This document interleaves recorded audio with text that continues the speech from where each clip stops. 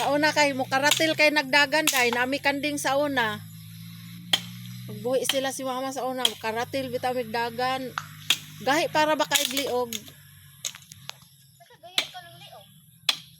Pero dili ingon ana nga klase nga kanding amo sa una. Kabaw tong ila day. Napoy kabaw, napoy kanding. Kawing anak nga kanding. Napoy baka, mga manok. Kasi buntis ini papilyan lang isa. Ida Kuanan.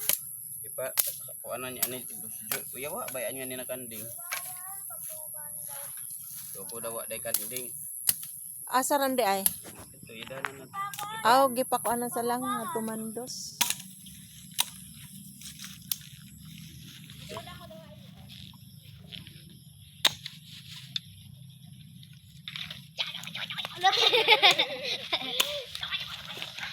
Ayaw te. Giduaan.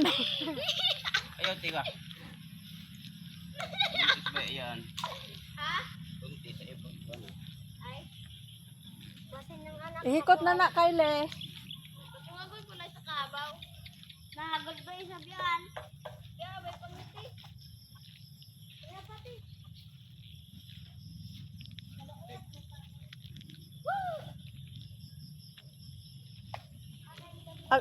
Magtuod man po dahil ng mga manok na to silang kulungan. Nanguli na sila sa ilang balay. Kung yan na kami, panguha te. Pakakuha kay kita. Panguha to.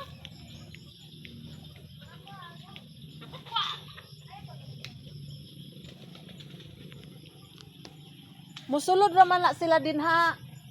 I know. Dili na kinahanglan inyo pasudlon.